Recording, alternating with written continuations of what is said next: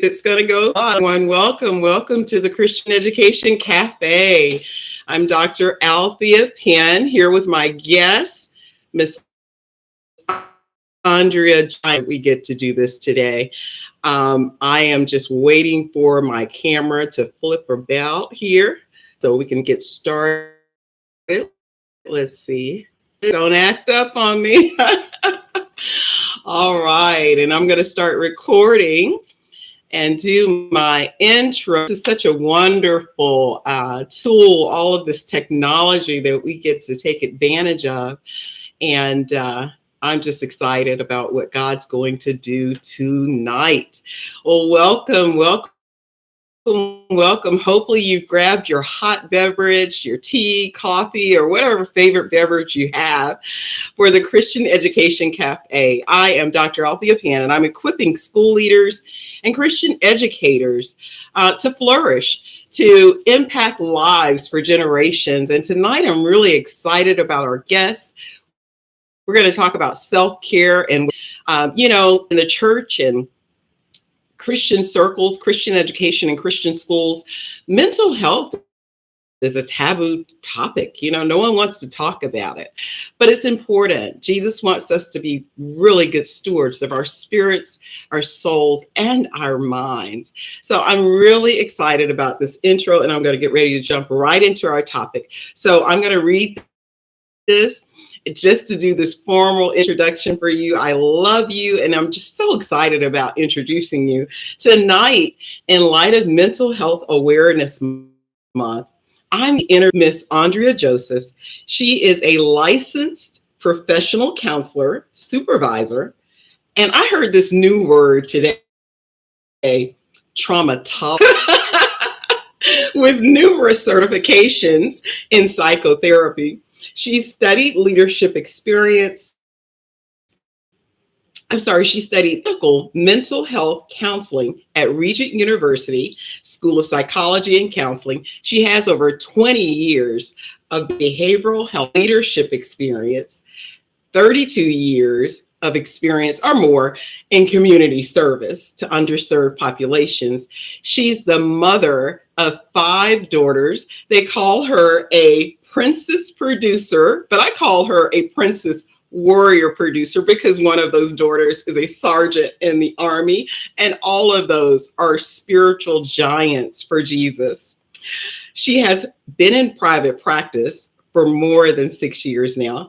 Her scholarly interests are in counseling people with various racial backgrounds, religious and spiritual counseling, and disruptive events. A disruptive event consultant to multiple Fortune 500 companies in the Hamptons Roads area, responded to shootings in Virginia. She's just done so many wonderful things, multiple workshop presentations, which earlier this year she presented for our Daughters of Sarah Covenant Women's Group, the prayer gathering, and it was so precious. She shared many resources that I want her to share with you tonight. But I must also mention she and her daughter, Dr. Monica Riffey, they treat ADHD, depression, PTSD, anxiety disorder, bipolar disorder, and a variety of other diagnoses for patients ages 6 and up at Ascend Comprehensive Healthcare in Virginia. It's also known as Ascend 757, and their goal is to help us learn better ways of living, loving, and working well by engaging in safe and collaborative psychological support services. Welcome, Miss Josephs. It's difficult for me to call you that. It's so good to be. That's because you've known me before all the fancy Nancy. That's why you've known me forever, and you're actually a part of the tapestry of my growth and development as a woman, as a Christian, and as a mom. So that's probably why. Absolutely. I'm so proud of you. I don't know what to do. I get so tickled every time I just think about how we met 30 plus years ago when you brought your 2 daughters to my early learning program. And boy, talk about growing in wholeness and well-being. Your journey has been phenomenal. So I'm just going to jump right in here. It's no secret that you're a breast cancer survivor. And one of the things you've openly shared, hallelujah, about that journey to wholeness and awareness, just well-being. Since the time of Moses in the Old Testament, God has provided instruction for care of our bodies and our minds. And we just want to help our friends with that. So my first question for you tonight is, what are some self-care strategies that you suggest for early educators, teachers, school leaders, because they're under pressure and their students are under pressure? We really have what's been called a crisis, right? Right. I believe when I think about that, I think, of course, integratively and clinically. I often say, am I a counselor as a Christian or a Christian and a counselor? I'm both and, not either or. And so I feel the same way, about teachers. Again, 5 children. Teachers spend the bulk of the day with our children. Yeah. And so for everything that we pour out and we need to be replenished for being parents. Imagine if we had 25 children or 16 children all at one time to pour into. I know it may sound a little trite, but there is something to be said about work-life balance. Mm, I know we hear it. yeah. They'll send us to get the CEUs or the extra educational Yeah. units about it. But what does that look like when it lives and it breathes Mm-hmm. in our life and it's part of a regular routine? And just not lives and breathes in our life, but lives and breathes out of the abundance of who the Father is. Absolutely. So, yeah. So he said that I want you to prosper, Mm-hmm. even as your soul prospers. So when I began to think about that strategy, I went into teachers, coaching professionals, pastors, mental health professionals, first responders. We all have this debt and promise to the community. Like we feel indebted. Yeah. Yeah. Because it's a part of our innate being. It's a part of our call. Yeah. And so when I thought about that, I said, um, I want to just be a new, like I just come up with this new like moment. But I was thinking about it today, and the Lord popped in my mind on the seventh day. My God. He rested. Absolutely. So, like, no matter how we fashion it, no matter how we coined it, God designed us to work, yes. Mm-hmm. He designed us for purpose, but He also designed rest. Absolutely. And that is the only way that our soul can prosper. And I know we think about the tithe. I thought about that earlier today too. Like we give our money, we give our tenth of. But I fashioned in my mind, and one of the strategies I use is so I don't feel like I'm pouring out all day, and that I feel somewhat slighted when it comes to just having quiet time or caring for myself. I give the first tenth of my day. Wow. To the Lord. I love it. You tithe the first tenth of your day to the Lord. Wow. I always talk about working from a place of rest, but that's really, just even setting the tone for it, right?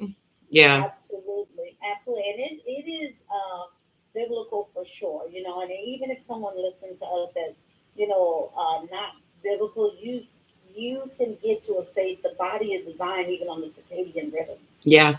Yeah. To wake up. I'm going to go ahead and coin myself as country. I was raised in Alabama. I have an internal chicken in my head, rooster. I don't even wake up to an alarm clock still. But there's something about the hours of 3 a.m. to 6 p.m. Those are the strategic hours. The world is kind of quiet. So my biggest strategy is to get up and captivate. You talk about 24 hours a day. It's 24 minutes. Wow, 24 minutes. I want you to just take 24 minutes and let your thoughts, your mind be honed in on something that is not externally distracting.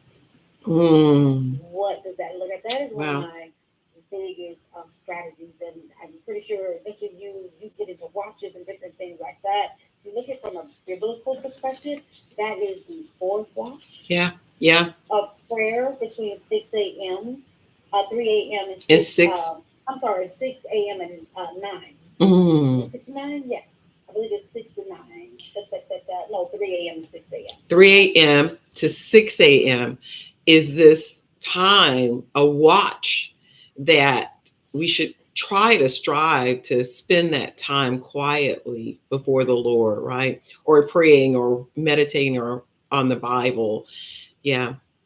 That is one of the biggest Hmm. strategies that I can say that I have. Yeah.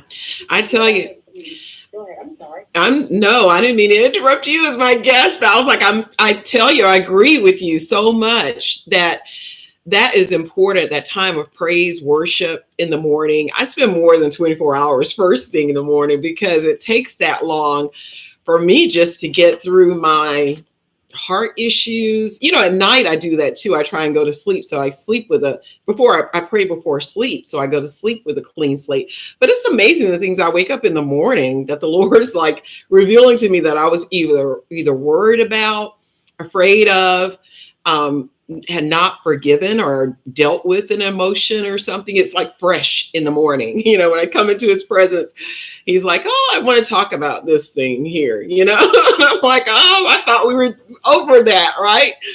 But he wants us to start that day and go into it fresh. Just like when I turn the calendar on my little flip calendar behind me, it starts my day fresh with fresh mercies, new mercies, right? Every Yes, day. every day. And I think about it too, that this is the day that the Lord has made. I will. I will, Choose. right? I will. It's such a matter like of Yeah. the will. And I Hmm. have you talked about your calendar, but I have a sign in the window in my office and it says, stress, let's break up. It's just a cute little way. And people come in there and they laugh and it's like, break up? And I said, yes. And I mean this from such an internal place of depth. And Yeah. I will look at them, whether they understand what I'm saying or not. And I will say, I will not partner with Stress. stress because of the way Mm. society is set up. And, they give you have 27 hours to live 24-hour day. Our Hmm. society is set up to be competitive, fast paced, all those different things. And so another strategy for me is I keep it like before me. I Yeah. keep the thought that Hmm. this is what, and I will remind the atmosphere of what I Yeah. said at Yeah. 6 a.m. So Yeah. something will happen and someone will look at me and they say, I know you're frustrated. I said, first, Yeah. don't call the emotion. I'm not frustrated because I didn't wake up this morning to be frustrated. It wasn't on my agenda. Yeah. Yeah. Write that down. So is Yeah. it a sticky? Is it a stretch? Yeah. It's a stretch, but it is not stress because I don't Hmm. want to partner with With stress. So stress. just having something in your line Yeah. of work, Yeah. in your workplace, to remind you to calibrate your will through Wow. the day, no matter what comes up. I Yeah. will. So Yeah, you reminded me of a book I read one time about the battlefield of the mind, because it's like those words come from your thoughts and they form your behavior, your habits, and all of that.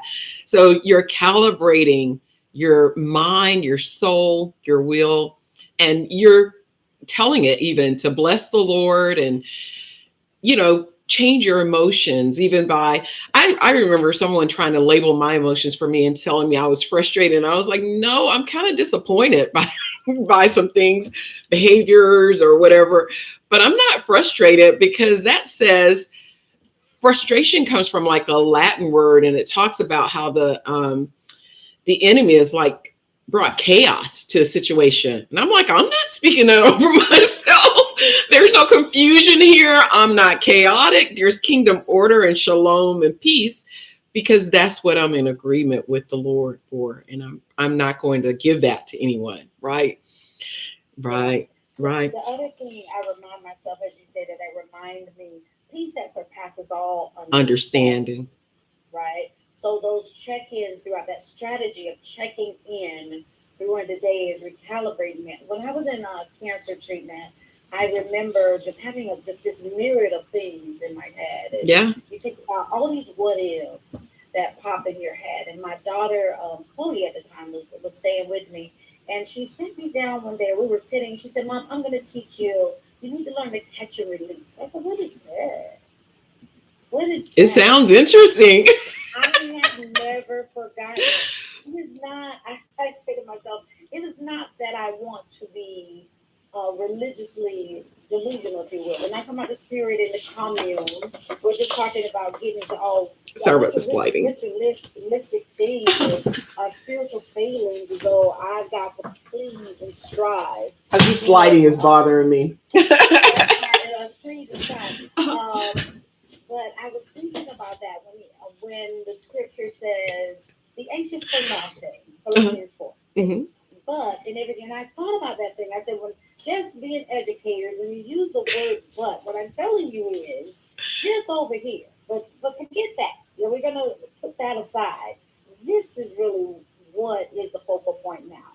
So be anxious for nothing, but so that just told me the Lord knew that we're gonna have these myriad of emotions, and I don't have to feel spiritual failing when I find myself in a space. But what I need to do is follow what is take tenet and strategy and what follows that but.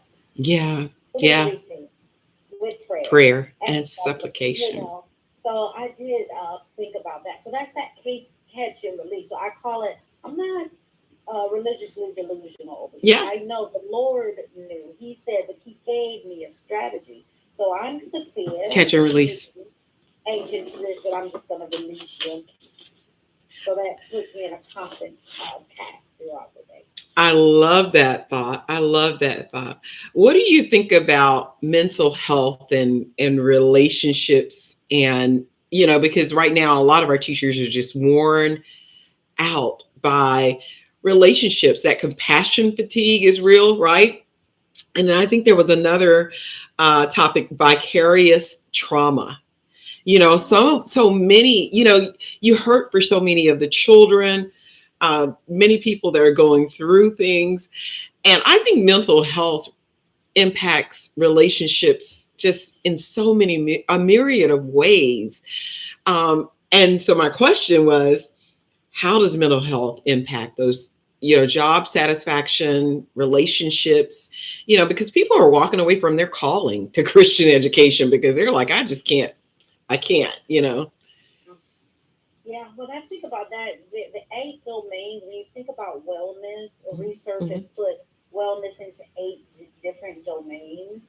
And job satisfaction, occupational satisfaction is a domain of actually being well. Yeah. As a person, you're spiritual. There's 8 of them, and we can, you can go ahead and name them. Yeah, we'll go through that.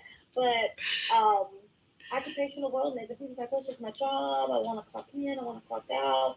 And really, it comes to the point of allowing that, working from a place of rest that you were talking about. And like, what does it look like? I used to always tease because I have Kojic in my background. And, when they get up and they want you to get up, they would say, "Well, rest on your feet." I was young. I was like, "Well, how do you rest and you're standing on your feet?" Like, that don't quite go together. But now that I'm older, it does. Yeah. It does. Yeah. Like, if you're calibrating yourself by putting word against any negative thoughts that were coming, you adjusting your will, then you can be moving. Yeah. You can be doing all those things touched by the, I want to say the infirmities.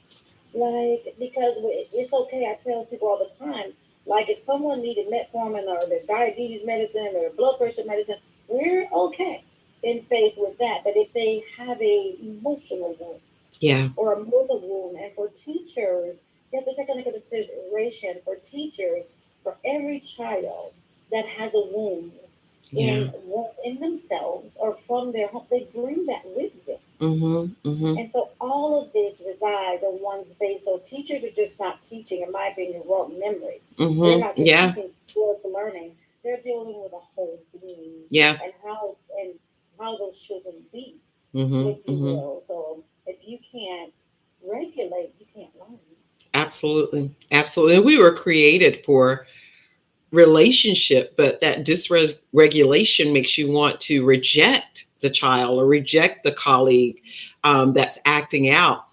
And we have to do the opposite. Like Jesus, we talked about practicing the Sabbath. Jesus even left the crowds, but he engaged those that were hurting. He got down on their level, and connected with them. That's the thing, though. I think that is tiring us out because we're not going back to that Sabbath. We're not working from a place of rest, and then we're not constantly checking in with our own selves, saying, "Are we okay?"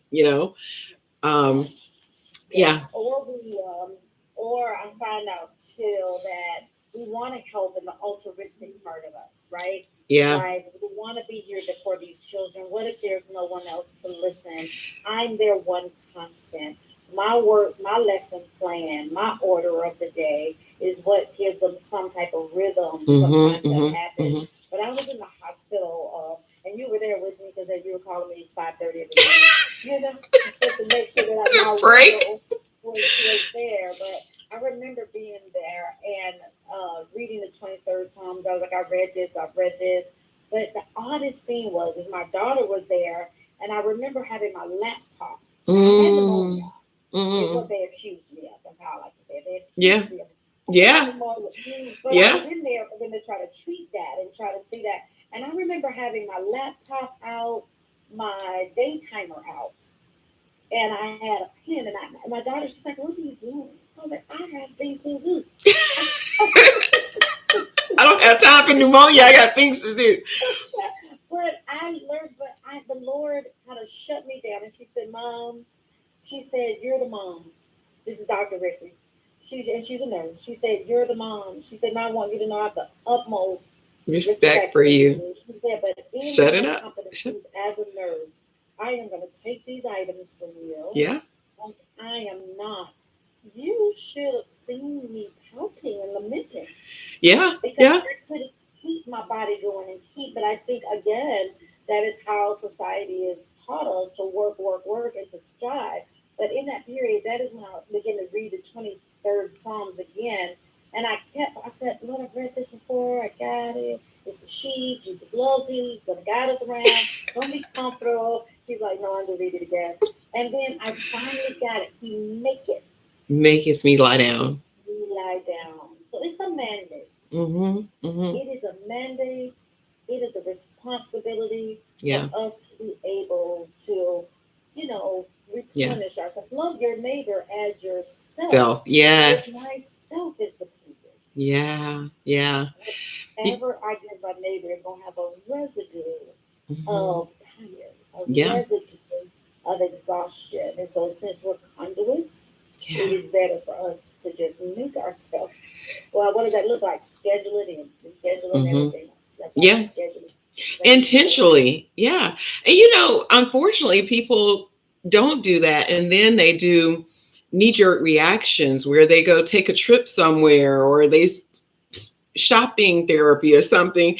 And then they have the guilt and the shame that comes with that debt and the worry for how you're going to pay all that off or just overextend it financially then. And then that's another level of stress. Whereas it's really so simple. You talked about renewing our minds with the word, spending that time with the Lord in prayer daily, but also remembering the Sabbath. I was about to say recognizing, but remembering the Sabbath, daily taking that Sabbath. And then, of course, taking a Sabbath rest. Now, we know the Sabbath was on Sunday, but we celebrate most of us worship on Sabbath was on Saturday, but we worship on Sunday because we recognize the resurrection on Sunday. And so most people don't even realize that, but we still want to work on Sunday when he's saying you really need time to recognize I'm your covenant keeping God. And you can rest today. You don't have to be on the treadmill with your day timer and, trying to do all these things. You can actually rest your body and mind. So you've given us, yes. Fair. Huh? I said it's fair. Yeah. It's fair to give back to the body and to give back to self. Mm-hmm. It may seem selfish, but it's not. It's a mandate. And this is something that I realize. And if you go over to the health part, if you want to catch my Achilles heel, catch it wrapped really warm in some apple pie and some, oh my goodness, and some ice cream. So like catch it in a sweet. That's my area of struggle. Everybody has a thing. So even when I thought about that, I was like, Lord, I need you to help me. I constantly, and He had to bring it in perspective for me and say, listen, the better you take care of your body, and the more you put me on the throne of every area of your life. Every area. Why don't you put me on the throne of your eating? The throne. Am I on the throne of the decisions of your eating? I was like, oh wow, I haven't. I have not made That's you beautiful. the Lord of my plate. And Yeah, so yeah, I have not made covenant with you when it comes to put things I put in my body. And being a cancer thriver, yeah. the cancer driver, you sit in those moments when that is your journey of healing, when chemotherapy is your journey of healing, all those different things, and you count the cost. Yeah, You count the yeah, cost of what you did, like with your days, and if you're living them. Now, it is not a morbid thought for me because I raised up out of that scenario with 60 seconds, 60 minutes, 60 days, 60 hours. I'm going to be thumping the ground no matter what it is because He is sovereign. But the important part of that is I think that because things look so far off, that I didn't realize that the yeah. stewarding of my body is what allows Him to get what He put in me to the world for an extended period of time. Yeah. Yeah. That's beautiful. That self-care is really biblical stewardship. And I just appreciate because you've been an incredible example of biblical womanhood. You talked about emotional support, having a support system of information from the word, being a good steward, a faithful steward of our bodies, our minds, our souls, and our spirits, our relationship with the Lord and others. And I just want to tell you, I appreciate your courage, your kindness, the patience, compassion, perseverance, and boldness I've witnessed through all of this. So thank you for joining me today for the Christian Education Cafe. I could not be more pleased with what you shared. I want people to be able to visit your website and find resources. What resources would you recommend as we close today? One of the resources, just for a short read, would be a shepherd's look at Psalms Yeah, 23 by W. Philip Keller. yeah, Just a quick read that you could have in those morning times. And if you just really are wondering what it looks like to steward your emotions, this looks old because I bought it in 1992. Celebrations of Discipline, but I bought a new copy. This is my older copy, and Celebration of Discipline is by Richard Foster. That is another book. And for all things mental health, we're at www.ascend, A-S-C-E-N-D, well, WELL.com. And okay. Dr. Griffey actually named our practice, and that ascend means from faith to faith, grace to grace, in your Glory to journey, glory. glory to glory, in your journey to mental and emotional wellness. Well, thank you so much for joining me today. I really appreciate it. I hope that our listeners found today's conversation informative and encouraging. If you enjoyed this episode of the Christian Education Cafe, please consider leaving a review on your favorite podcast app. This audio version will be posted on Podbean within 24 hours. And don't forget to share this episode with your friends. To learn more about today's guests, upcoming professional development opportunities, and to view my speaking schedule, you can view my website at pennconsulting.org or just follow me on Facebook or YouTube. Thank you again for listening to the Christian Education Cafe. Until next time, keep cultivating faith development in our youngest learners. Bye-bye.